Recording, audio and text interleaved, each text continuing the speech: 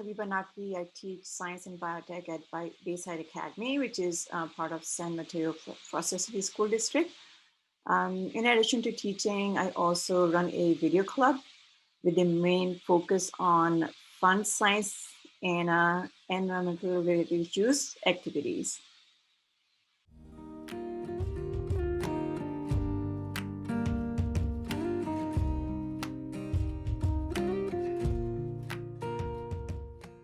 As an educator, I always wanted to make myself abreast with the current trends in pedagogy fields. And as a STEM teacher, I always seek out platforms where I can make the content accessible to my students. Many years ago, I signed up for LC/SMELC Summer Institute and readily fell in love with its idea of environmental sustainability. And from that point on, I did not just miss any summer or fall workshops.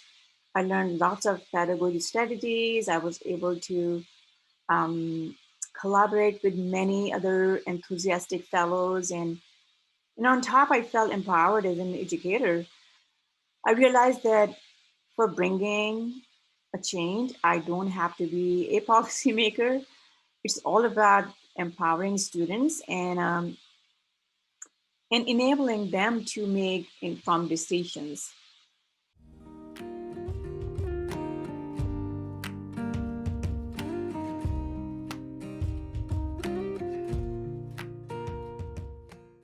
I started with having students identify the environmental problems with the idea that problems always are followed by solutions. In the and again in the I would say in the early years of fellowship, I gave them tools to measure carbon footprints in the atmosphere. They tried to find a solution to the problem by prototyping eco-friendly cars. My students loved that project so much that the next batch worked on a life-size model of green cars, quote unquote. And in later years, their focus shifted from transportation to energy. I had my students realize that they are impactful and their voices are being heard. That was when they filed an unofficial petition. It was not really official, but like they filed petition, quote unquote again. They wrote letters to principal and were able to get their message across to the facility manager and the district superintendent. And it just so happened, I'm not saying that it just because of like, my students did it, but they got this, that push from the student body that, hey, this it's time to just, think about solar panels. And so they approved it. Yeah, they approved it, and solar panels are, happening. They're coming in summer 2022. Yeah, so it's not, it's very soon. I would say that, whenever you do something like that, something that big, usually things don't happen that quickly. So to me, it's like it's a huge deal. I talked to my students about it, and they were they were amazed, they were happy, they were surprised. And it's like, really, whatever they did in class is happening outside of their classroom. So that, that like, moment was so like, honestly, I've been teaching for 10 years. At least in this school district. I can tell. It's just amazing.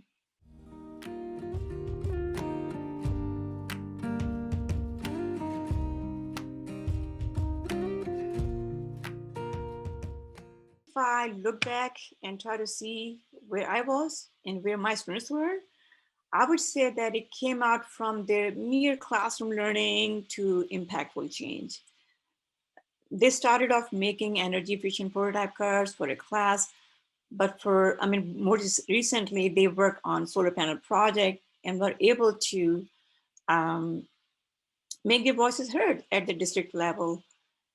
They're happy that their school will receive solar panels soon. And again, if I just see that, shift from their transportation to energy um, focus. I mean, amazing. It's just it's amazing. And at this point, I would like to just quote one of my students' statement from the petition, and it reads like, if installed, they can further encourage or motivate families, individuals attending Bayside, as well as other schools/businesses to get solar panels for their own homes. I mean, it's amazing. I mean, I just, read one of my students' statement. So it's amazing that they were not just looking at for their school, but for the entire community, and then how, if they do something good, then how it affect other families and businesses. So again, it's just, I mean, again, it's amazing. It's just amazing feelings. Yeah.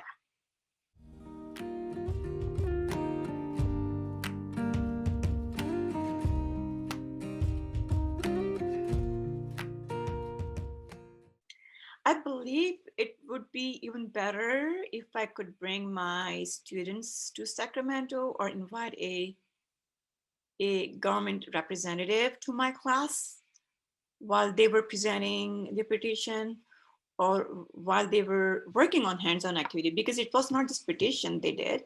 They also worked on hands-on activities. I mean, they literally built prototype solar panels, and they saw how solar panels would be able to save energy. So I mean, I wish that I could do this. I could have done this. I tried, but again, it was kind of like, very different time where um, teaching alone was kind of like a challenge.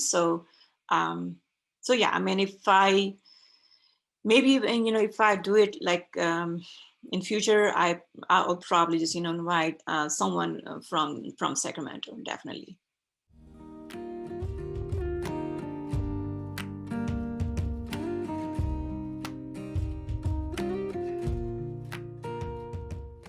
A change maker is someone that goes against the flow. A change maker is a revolutionary for which you don't have to be a policymaker. And a solutionary is an educator, student, citizen, decision maker, and simply a change maker with heart and mind. The one who has a positive mindset and wants to solve problems without prejudice and biases. So that's my definition for these two items.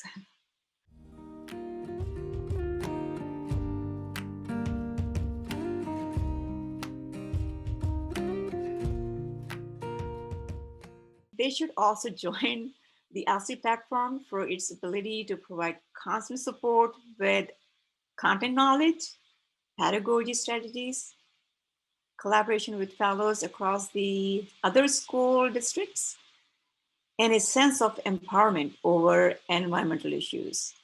Because honestly, there's so many. If you go online, try to look for um, different ideas, all the time you see problems.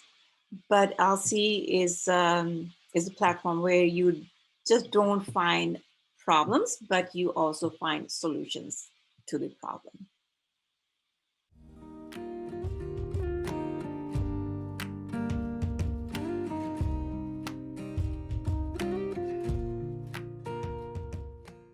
I'll continue doing it as teaching is more of like learning, and learning is a process that never stops. Um, I'll continue doing it to, especially for my students, to lower their anxiety level and have them feel empowered. And this is one of the topics really where I see my students more involved, engaged, and enthusiastic. So I'll just keep doing it.